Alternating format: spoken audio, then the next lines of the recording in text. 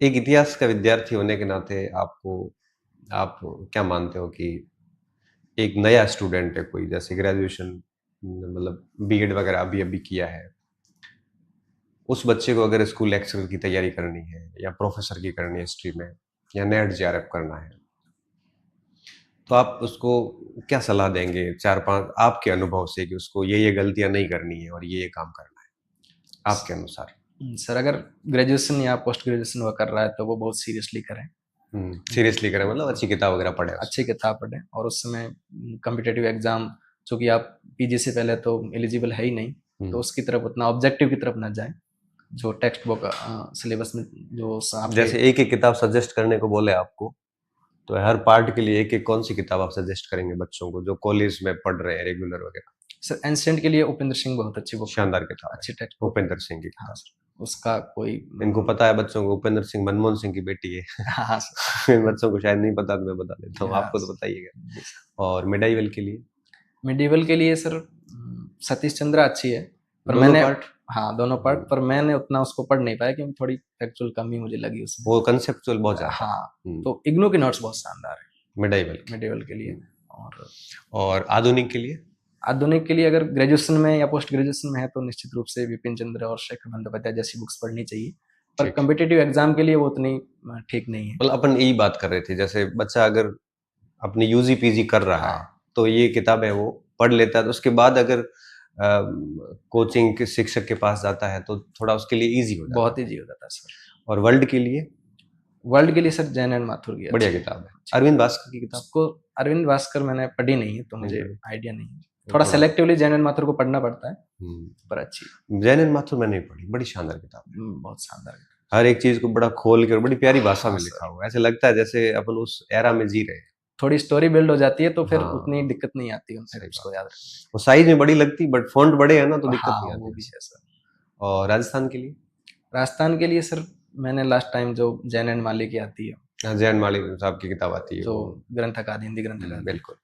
तो वो पढ़ी थी। तो मतलब एक इतिहास के विद्यार्थी को 12वीं के बाद जो यूजी पीजी करता है 5 साल, उन 5 साल में लगभग ये 4-5 किताबें पढ़ लेनी चाहिए। हाँ सर, ये आपकी सलाह पहली। जी सर। और पीजी के जब फाइनल ईयर में थर्ड सेमेस्टर में जब होते हैं तो हम्म। उसमें थोड़ा, आप अगर जेआरएफ का सोच रहे हैं हम्म। तो उसकी जो पार्टिकुलर एजेंसी है जैसे एनटीए करवा रही है तो हम्म। उसके पीवाईक्यूज देख लेने चाहिए। ठीक है। उसमें आप जैसे आपके नोट्स है या फिर हम्म। ऐसे जो नोट्स टाइप में है वहां से जुड़ सकते हैं। वहाँ अब ऑब्जेक्टिविटी। हाँ, हम्म। वो चीजें बहुत काम आ जाती है।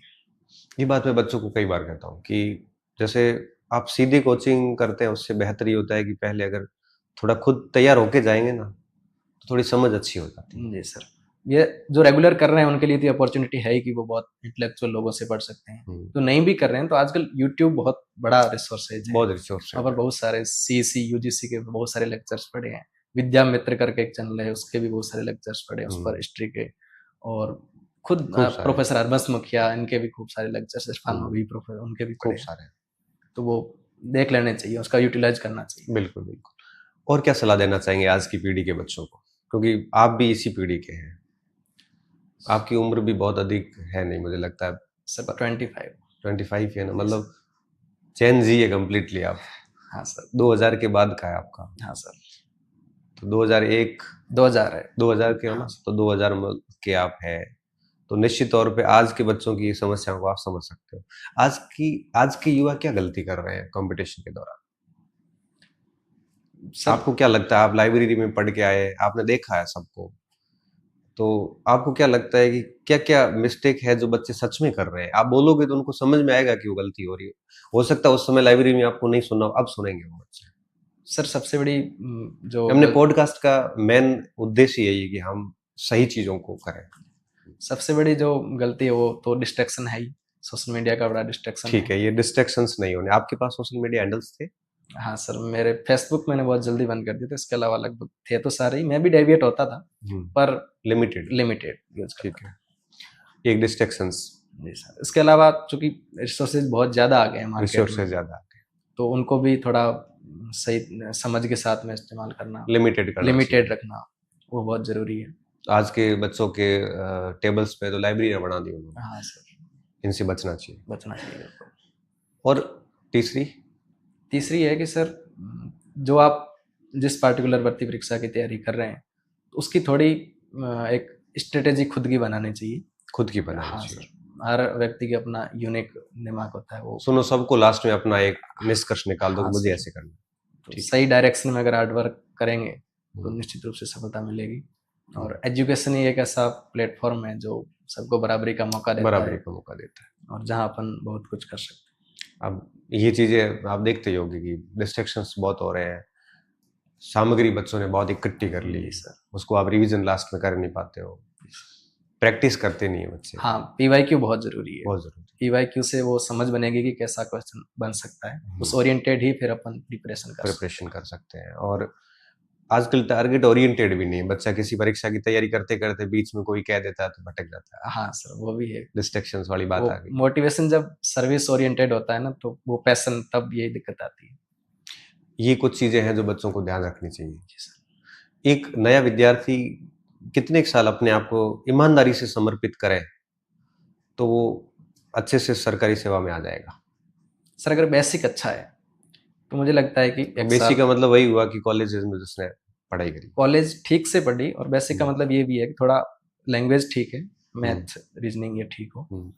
और तो एक साल के आसपास मुझे लगता है कि पर्याप्त समय है। एक साल का टाइम। हाँ, वो थोड़ा वेरी भी कर जाएगा कि उसकी बैकग्राउंड कैसा है। अगर साइंस बैकग्राउंड का हिस्ट्री में आना चाह रहा है तो थोड़ा ज़्यादा समय लगेगा निश्चित रूप से। मतलब साल भर का समय, साल से 2 साल अपन मान लेते हैं। हाँ कोई सर। कुछ बच्चे ऐसे होते हैं जो थोड़े बिलो द एवरेज होते हैं, कुछ अबव द एवरेज हाँ होते सर, हैं, बढ़िया। तो डेडिकेटेडली 2 साल तो बहुत है सर। हाँ, साल 2 साल में आप बढ़िया तरीके से अपना काम कर सकते हैं। जी सर। अभी जो आरपीएससी ने पैटर्न बदलने का एक जो माहौल बना है मार्केट के अंदर, आप इससे क्या सहमत है? क्योंकि आप उसी पैटर्न को पास करके दूसरी रैंक लेके आए हैं। सर पैटर्न बदल रहा है, ये बात तो बिल्कुल सही है, जी, पर चूंकि पैटर्न सबके लिए बदल रहा है, अपने लिए तो नहीं बदल रहा ठीक है। है।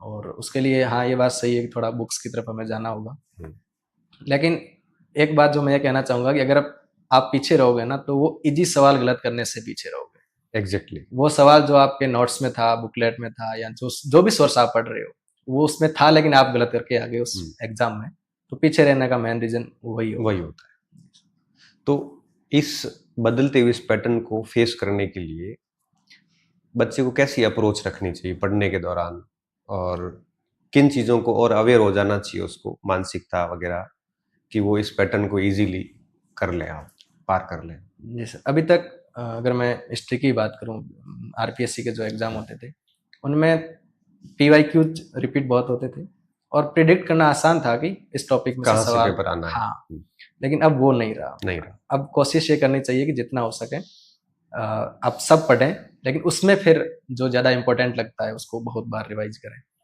एक रिवीजन की यह भी स्ट्रेटेजी होती है कि जो ज़्यादा कंफ्यूजिंग लगता है उसे बार बार पढ़ें, ना कि सारी चीज़ों को बार बार पढ़ें, सही बात है। वरना बहुत टाइम लग जाएगा। मतलब ये कि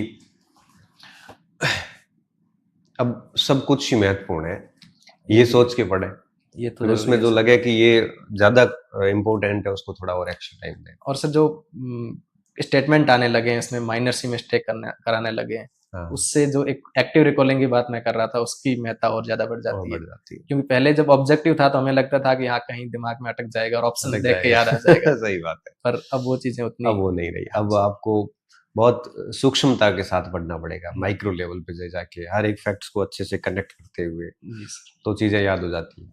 एक इतिहास में अपने एक से डर बनाया हुआ है कि सन याद नहीं होते, तिथियां वगैरह। बहुत सारे बच्चे कहते हैं कि सर इतने सारे सन कौन करेगा? आपको क्या लगता है, ये जो बात बताई जा रही है, जो जो ये बातें फैली हुई है, इतनी इम्पोर्टेंस है सन की? आपने कैसे किया? ये बात ठीक भी है, थोड़े फैक्ट्स और सन ज्यादा है, हाँ, याद रखने में दिक्कत तो आती है, और एक थोड़ा जो हिस्ट्री अपने आप में कॉम्प्रिहेंसिव भी है, समय भी लेती है। पर अगर आप ठीक से पढ़ोगे, कंसेप्ट को समझोगे, तो तो क्रोनोलॉजी सेट हो जाती है। क्रोनोलॉजी सेट हो जाती है। कई बार करनी भी पड़ती है, थोड़ा दिमाग लगा के चीज़ों को इंटरलिंक करना पड़ता है, तो उससे हो जाता है कोई दिक्कत। और वैसे भी अगर अपन वर्ल्ड हिस्ट्री को छोड़ दें तो एंशियंट में तो सन वैसे आता नहीं है, ज़्यादा ज़्यादा के है ही नहीं। हाँ सर। और मॉडर्न में भी मेजर मेजर जो तिथियां हैं हाँ सर। वो मोटी मोटी याद कर ली जाए तो काम चल जाता है। बाकी या सीधी तिथि तो परीक्षा में पूरे पेपर में मुझे लगता है वर्ल्ड हिस्ट्री को छोड़ दे तो 2-4 प्रश्न ही होते हैं। जी सर। और बाकी जैसा कि आपने कहा ना, उसको समझ के इंटरलिंक करके करे तो पार पाया जा सकता है, जैसा ऐसा कुछ डर जो बनाया जाता है वैसा कुछ है नहीं। हाँ सर, अभी बाकी हाँ, ज़्यादा है तो सबके लिए है, और सबके लिए। वो फ़ायदा तो मिलता है। अभी कुछ दिन पहले कुछ बच्चे आए मेरे पास, बोले सर पैटर्न वैटर्न बदल गया है, ये वो। तो अब नई पैटर्न के लिए कौन सी नई किताब बेटे?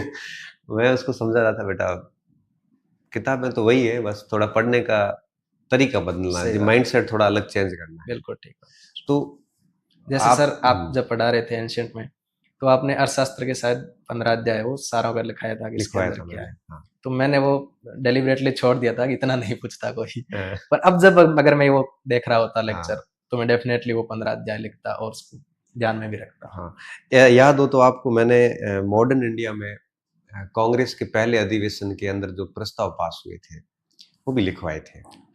जी सर, वो मैं लेक्चर देख नहीं पाया था और हाँ, बुकलेट में भी मैंने स्किप कर दिया था, मैंने कहा इतना कौन याद करेगा। कितना कौन याद करेगा। अब बुकलेट में आपने भी स्किप किया, देखो जब पेपर में प्रश्न आया ये, हाँ, तो मैं भी भूल गया कि मैंने पढ़ाया इसको। अच्छा, मैंने कहा अच्छा। इतना मैंने डीप नहीं पढ़ाया होगा। हाँ, तो जब मैं सॉल्यूशन करवा रहा था ना, तो मैंने उस प्रश्न को छोड़ दिया कि हमने ये पढ़ा नहीं है।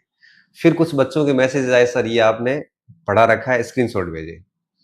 तब मैंने वापस दूसरा जब सॉल्यूशन करा तब कहा था कि हमने ये भी पढ़ रखा। तब आप सोचो, जब मैंने पढ़ाया मैंने भी उसको स्किप कर दिया, कितना शायद मैंने डीप नहीं पढ़ा, क्योंकि पढ़ाए हुए काफी टाइम हो गया था। सही बात, अब कुछ भी अपन ऐसे छोड़ नहीं सकते हैं। सही बात।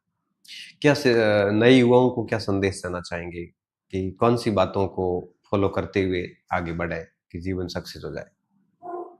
सर वही बात है, अगर आप एजुकेशन क्षेत्र में किसी भी फील्ड की अगर तैयारी कर रहे हैं, हम्म, तो हार्ड वर्क का कोई सब्स्टिट्यूट नहीं है। हम्म, मेहनत कीजिए, सही डायरेक्शन में मेहनत कीजिए और एक दिन ज़रूर सफल होंगे, कभी थोड़ा ज़्यादा समय लग जाता है। पर जो लर्न टू हंगर है, वो हमेशा रखिए, तो निश्चित रूप से सफल होंगे और वो सफलता खूबसूरती तभी लगेगी, सफलता सेलिब्रेट तभी हो पाएगी जब थोड़ा स्ट्रगल होगा। सही बात है। और